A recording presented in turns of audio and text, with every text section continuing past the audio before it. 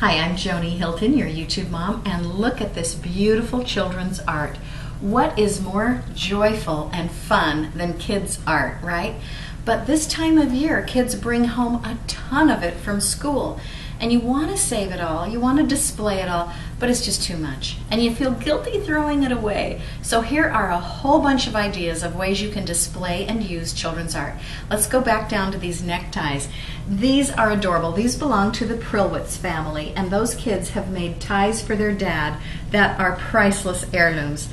What fun. And you know what they did? They bought white ties and used colored markers to create these beautiful works of art. Now, when you have something that's a project for school, let's say in this case, this is our son when he made a totem pole out of pound cake that he took to school. And what can you do? You can't save every planet, every terrarium, every planet mobile, every giant thing that they create, in this case an edible totem pole even. So what we do is we take pictures of those big bulky items and we save them in a scrapbook. So the idea is preserved, but you don't have to save all these huge constructions. This is a great way to use giant pieces of art that kids come home with, and especially the big watercolors they make on easels when they're little. It makes great wrapping paper. What a fun use for it, and it means a lot to your family too if you're giving a gift to a relative. This is a self-portrait one of our kids made.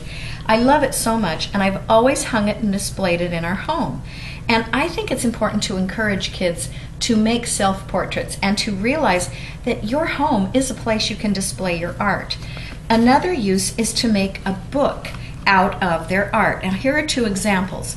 This one is the artwork is in an actual purchased bound book. But this one is where you take their art and you compile it into a bound creation that you make at the copying store. And those are wonderful ways to keep their art, and you can keep it in a file or on a bookcase. This is even a fun thing to do, especially when kids like to create mounds and mounds of papers filled with their fun art, is cut them into lanterns. We all know how to do this. You fold the paper in half, make cuts, and then tape it. You could even string a row of these in their bedroom hanging from a line. And speaking of a line, you could even put clothespins and hang their artwork in a beautiful clothesline effect display in their room. Another thing I have, like these are a couple of drawings that our daughter made when she was very young. And you know what we used to do? We would put them on the dining table under a clear vinyl covering.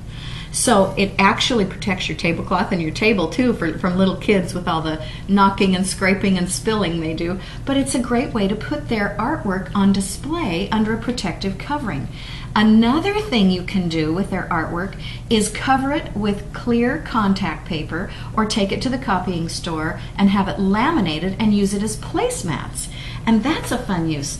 Here's something else kids love to do, and let them do it. Cut the picture into a puzzle. Make jigsaw puzzle shapes, and then you can store it in an envelope and get it out whenever they feel like putting a puzzle together, which is really fun.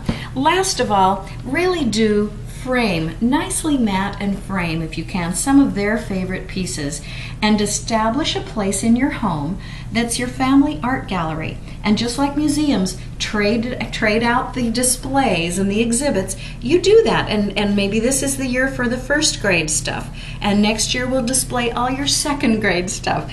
And it lets kids know that their artwork is important, but also it keeps it moving so that you're not completely overwhelmed with that much artwork. It's so fun to celebrate kids, and these are some great ways to celebrate their art. I'm Joni Hilton. I'm your YouTube mom. Go to my website, jonihilton.com. Check it out, buy my books, and have a great time there. We'll see you next time.